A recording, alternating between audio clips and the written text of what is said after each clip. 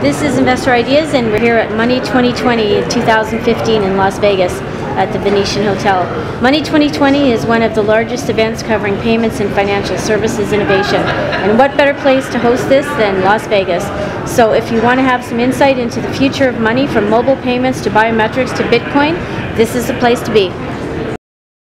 Today to talk to you about the future, and specifically about the future of mobile payments in the US. So before I dig into that, I just want to, for a minute, show of hands, how many people have seen the movie Back to the Future 2? All right, quite a few of you.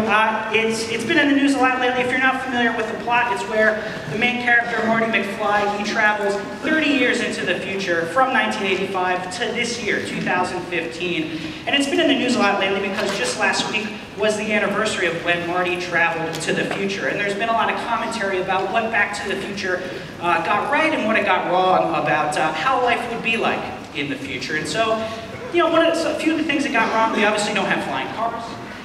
We don't have hoverboards in the same way that was imagined in Back to the Future, although Lexus is trying to change that. And in terms of some of the fashion choices, you don't normally see people in 2015 walking around, maybe on the Las Vegas Strip, maybe at New York Fashion Week, but the bullet chain necklaces and the shiny helmet that Future Biff is wearing, you don't normally see that. But Back to the Future got a number of things right. It got flat screen televisions, it got video conferencing, drones, wearable technology, and it also featured biometrically authenticated payments. If you remember this scene, it's where this guy's asking Marty to thumb him $100 to help save the clock tower.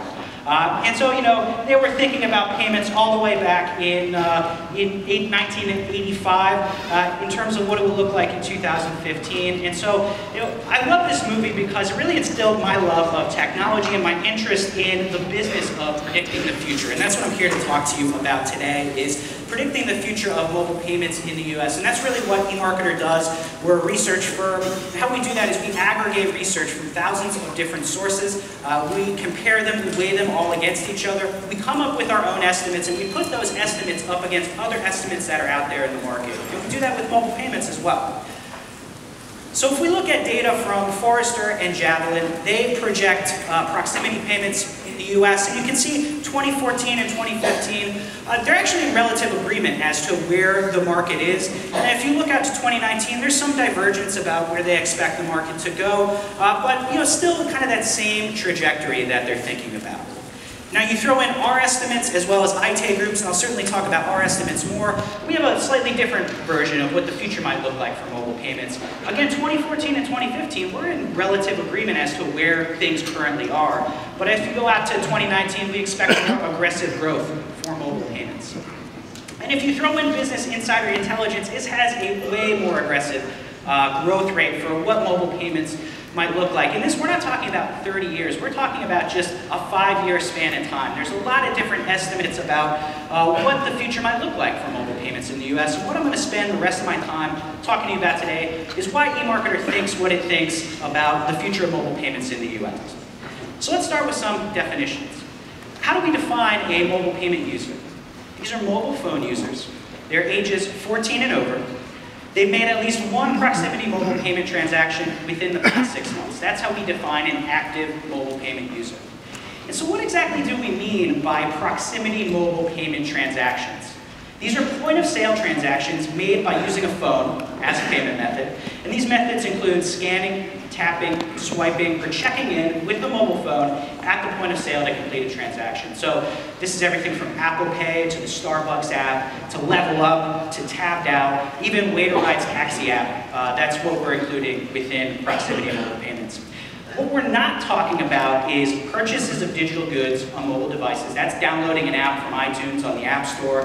That's not including purchases made remotely on mobile devices that are delivered later on. That's basically buying something on your smartphone on Amazon and getting it delivered later. And we're not including transactions made via tablets. So what we're not including here is what we define as mobile commerce. And I'll talk about that a little bit later in this presentation. And we're also not talking about peer-to-peer payments. And so when people talk about mobile payments, that could mean a lot of different things. This is what we mean by mobile payments.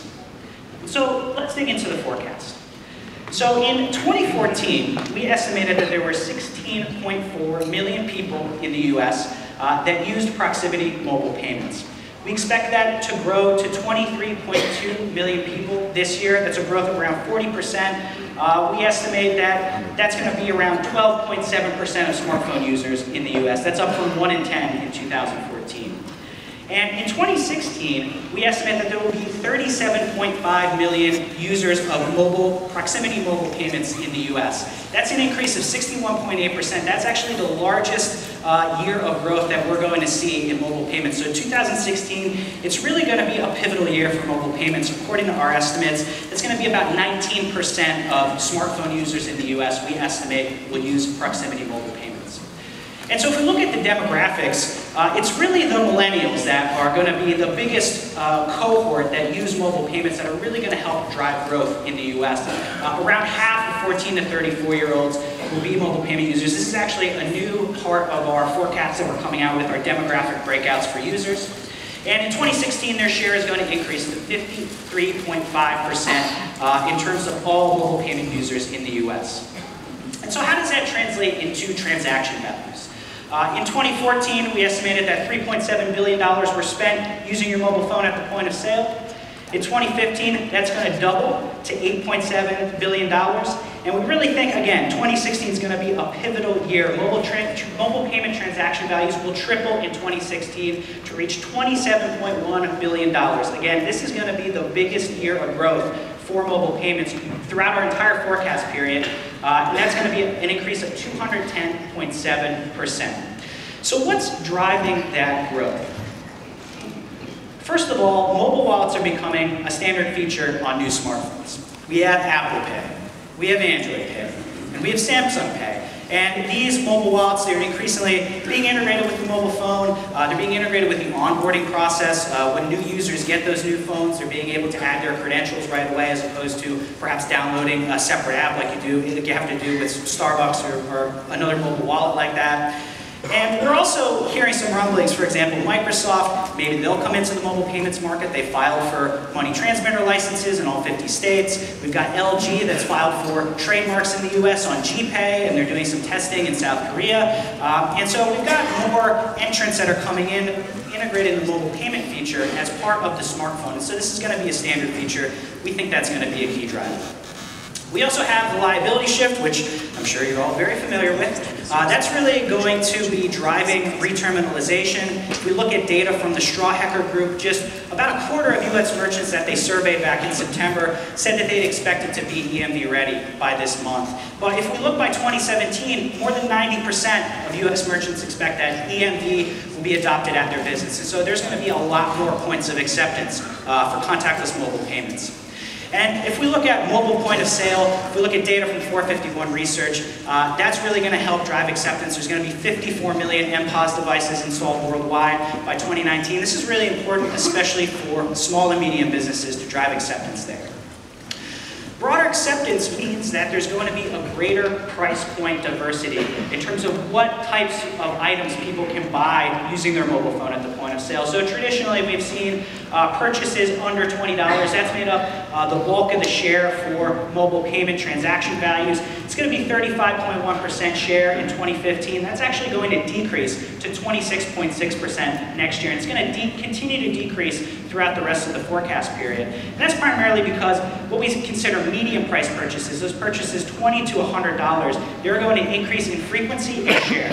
So in 2015, 45.4% of mobile payment transaction values will be these medium price purchases. That's going to increase to more than half next year, and it's going to continue to increase through the rest of the forecast period. And then products over $100, those purchases, they're also going to increase.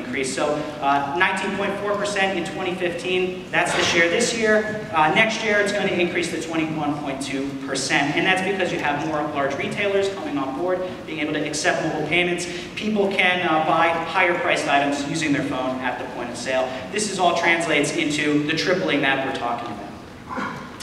We see this with some research from Arima Consulting Group. They do an Apple Pay tracking study. More than a third of purchases, according to their respondents, were small purchases only that Apple Pay users were making. Around half were a mix between small and large purchases, and only 13% were using Apple Pay just for large purchases only. This really matches up quite nicely with our model. We expect this type of result to change.